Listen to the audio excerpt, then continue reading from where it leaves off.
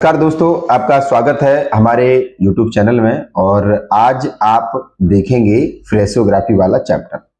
ये चैप्टर इतनी इंपॉर्टेंट रखता है आप सभी स्टूडेंट्स के लिए, अगर आप स्टेनोग्राफी की स्किल्स अगर आप सीख रहे हो तो।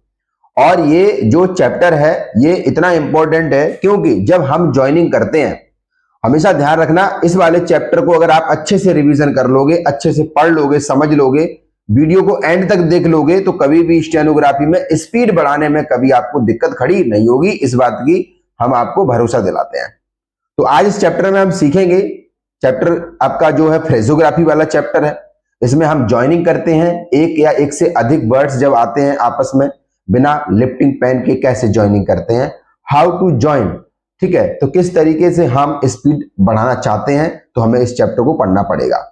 तो ये चैप्टर आपका डिप्थोंग्स के बाद आता है, चैप्टर 6 है फ्रेसोग्राफी। रूल नंबर ए में देखें, दो एग्जांपल दिए गए हैं। रूल नंबर ए में क्या दिया गया है हम आपको बताएंगे, हाउ कैन दे। तो हाउ कैन और दे, इस तरीके से हाउ कैन दे बनता है। और एक आउटलाइन आपकी और दी हुई है, आई हैव। तो आपने देखा कि किस तरीके से ये आउटलाइन बनी हुई है। अब यहां पर ज्वाइनिंग तीन वर्डों की है, हाउ कैन दे, और आई का डिप्थोंग है और हैव के साथ अटैचमेंट है। तो रूल नंबर ए में ये चीज दिखाई गई है। अब रूल नंबर बी में क्या कहा जाता है, रूल नंबर बी के एग्जाम्पल देख लो आप। रूल नंबर बी के एग्जाम्पल जब आप देखोगे तो यहां पे लिखा हुआ है आई थिंक। तो देखो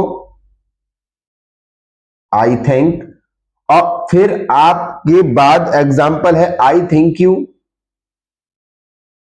आई थैंक यू, इस तरीके से आई थैंक यू बनता है।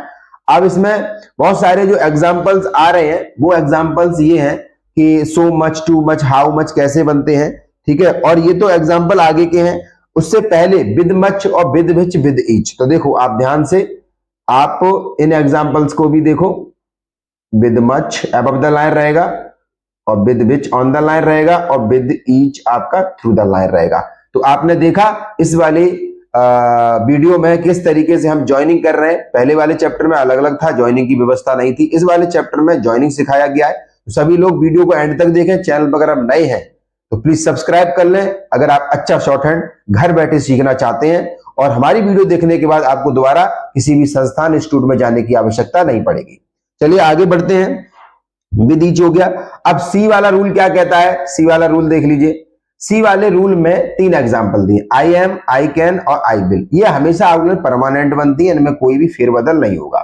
जैसे आई एम, आई कैन और आपका आई विल। तो हमने ये तीन एग्जांपल दिए, तो तीन एग्जांपल समझ सकते हैं, ये आउटलाइन परमानेंट रहेंगे, इनमें कोई चेंजेस नहीं है। ठीक है, अब हम रूल नंबर डी पे बढ़ते हैं। और जो रूल नंबर मेरा जो डी है, ये बहुत इंपॉर्टेंट पार्ट है, इसे बहुत ध्यान समझना। और रूल नंबर डी इंपॉर्टेंट क्यों है, क्योंकि इसमें ही का कॉन्सेप्ट दिया गया है। अब ही का कॉन्सेप्ट कैसे दिया गया है, जैसे मानी चलिए ही आपका वर्ड है, तो अब ही आपका फुल कब बनेगा, फुल फॉर्म। और आपका ही लोगोग्राम से कब अटैच होगा, ये इसमें सिखाया गया है। ठीक है, लोगोग्राम थ्रू, ये समझ आ गया।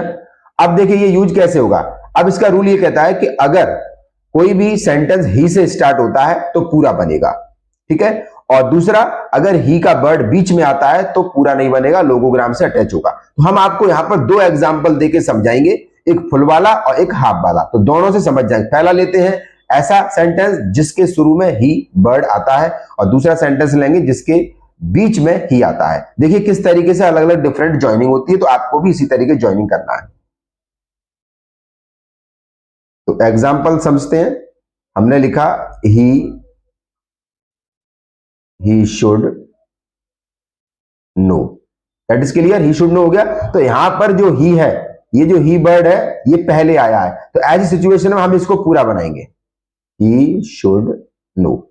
दैट इज क्लियर, बस यही समझाना चाहते थे। दूसरा जो एग्जाम्पल है उसमें ही बीच में आएगा, जैसे इफ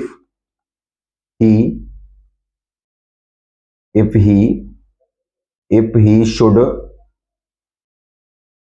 नो। तो आपने देखा यहां पर इफ ही शुड नो, यहां पर ही क्या है, यहां पर ही बीच में आ गया। जब ऐसी सिचुएशन होती है तो ही को लोगोग्राम से प्रेजेंट करके दिखाना पड़ता है। कैसे, चलिए देखते हैं। इफ ही शुड नो, तो देखा आपने यहां पर किस तरीके से फुल नहीं बना है, यहां पर लोगोग्राम के माध्यम से इसे ज्वाइनिंग किया गया है। बस आपको इस वाली वीडियो में ही के कॉन्सेप्ट को ऐसा ही ध्यान में रखना है, ठीक है। चलिए हम आगे बढ़ते हैं। अब आगे बहुत सारे वर्ड ऐसे आए हैं जिनमें ज्वाइनिंग प्रॉपर हो रही है, जैसे हम माने चलिए, जैसे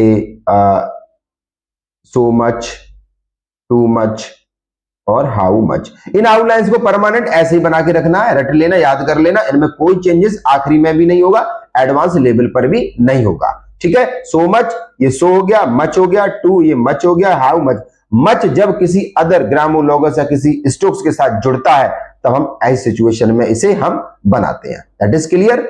अब आगे बढ़ते हैं। बहुत सारे एग्जांपल दिए हुए हैं, ठीक है। दे वर दिया हुआ है, यू वर दिया हुआ है, इफ दे वर दिया हुआ है, इफ ही वर दिया हुआ है। अब इफ ही वर वाला एग्जांपल बहुत अच्छा है। जैसे मानिए चलिए हम सारे एग्जांपल बना के दिखा देते हैं। आपका आ गया दे वर, तो जब दे वर आ जाए, दे वर ऐसे बनाना है, इफ दे वर इस तरीके से बनाना है, ठीक है। और इफ यू वर आ जाए तो इस तरीके से बनाना है, ठीक है। तो इस तरीके से आपको आउटलाइंस ज्वाइनिंग में करनी है, ठीक है। उसके बाद फिर एक आउटलाइंस आ रही है इफ ही वर, तो देखो इफ ही वर। और ये जो लोगोग्राम है, हमने आपसे बोला जब सेंटेंस के बीच में ही आता है तो आप प्रॉपर आउटलाइंस को लोगोग्राम में कन्वर्ट करेंगे। That is clear. आगे बढ़ते हैं। अब दो यहां पर कंडीशन है फ्रेज का, ऑफ हिम और टू हिम में अंतर समझ लो। जैसे आपका ऑफ हिम और टू हिम, अब ऑफ हिम को अबव द लाइन बनाएंगे और डॉट लगा देंगे, ठीक है। और टू हिम को ऑन द लाइन बनाएंगे और डॉट लगा देंगे। That is clear.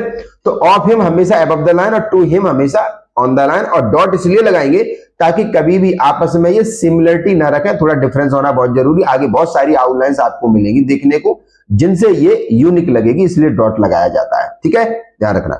अब फ्रेजिंग 39 का रूल देख लीजिए, ए और बी क्या कहता है। ए बी इंपॉर्टेंट है। अब ये लास्ट ऑप्शन है फ्रेजोग्राफी का, इसके बाद आगे वाली वीडियो में हम आपको इसके नेक्स्ट टॉपिक पे बात करेंगे। तो अब यहां पे क्या कंडीशन है, यहां पे कंडीशन देख लीजिए, डाउनवर्ड और अपवर्ड, यानी कि दा को। अब यहां पे जो कंडीशन है दा की, दा को हम अप और डाउन किसके साथ बनाएंगे, ठीक है। तो इनका जो कॉम्बिनेशन है वो देख लीजिए। अगर अकेले में दा आता है तो हम यहां पर डॉट से प्रेजेंट करते हैं, दैट इज क्लियर। लेकिन जब यही दा किसी ग्रामोलॉगस के साथ किसी अदर रेखा के साथ आता है तो हम इसको डिफरेंट तरीके से ज्वाइन करते हैं। चलिए कैसे, जैसे of the, and the, should the, with the, why the, if the, have the, यानी कि वे रेखाएं जो ऊपर से नीचे की तरफ आती हैं तो इनमें अपोजिट जाएगा, ठीक है, यानी कि अपवर्ड जाएगा, सॉरी डाउनवर्ड जाएगा। और वे रेखाएं जो मतलब नीचे से ऊपरी तरफ बनती उनमें आपको अपवर्ड बनाए। तो दा की जो सिचुएशन है दो तरीके से करके दिखा देते हैं। अब जो दा का सिचुएशन है, अप वाले एग्जाम्पल ले लेते हैं, हम अप वाले एग्जाम्पल लेते हैं। जैसे हमने लिखा ऑफ द, उसके बाद एंड द, उसके बाद शुड द, इतने एग्जाम्पल काफी हैं। तो देखो ऊपर से नीचे की तरफ ऑफ आता है तो यहां पर दा, तो यही है आपका डाउनवर्ड सिचुएशन। ओके, तो हम अभी डाउनवर्ड सिचुएशन पे काम कर रहे हैं और अपवर्ड का भी हम एग्जांपल देंगे, ठीक है। ये जो कंडीशन है ना ये हमारे डाउनवर्ड की सिचुएशन है। ओके, अब हम आपको ये अपवर्ड की भी सिचुएशन देंगे, ठीक है। उसके बाद देखिए ऑफ द एंड द, नीचे से ऊपर जा रहा है तो द ऊपर से नीचे आ रहा है। शुड द नीचे से ऊपर जा रहा है तो ये आप अच्छे से देखिए शुड द। तो ये आपने देख ली डाउनवर्ड सिचुएशन। ओके, अब ये डाउनवर्ड सिचुएशन हो गई, ठीक है। अब अपवर्ड की सिचुएशन देख लीजिए, हमने एग्जांपल लिखे हैं। अपवर्ड सिचुएशन देख लीजिए, beyond the, what the,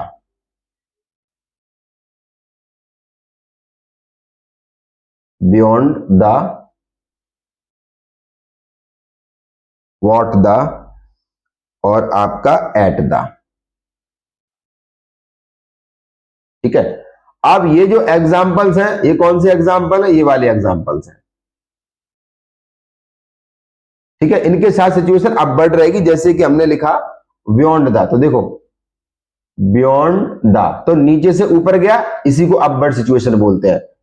what the, नीचे से ऊपर गया, इसे हम अपवर्ड सिचुएशन बोलते हैं। अब एट द, एट आया और हमने इसको ऊपर कर दिया। ठीक है, दोबारा बना के देखते हैं, इस तरीके से कर दिया। तो ये हमारी सिचुएशन है, ये अपवर्ड की है। ठीक है, और ये हमारी डाउनवर्ड की है। तो द की जो सिचुएशन है अपवर्ड और डाउनवर्ड में कन्वर्ट होती है। द सिचुएशन हमारी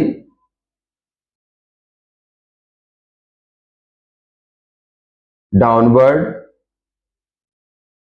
और अपवर्ड में कन्वर्ट होती है। तो आपने देख लिया इस वाली कंडीशन को और इस वाली कंडीशन को।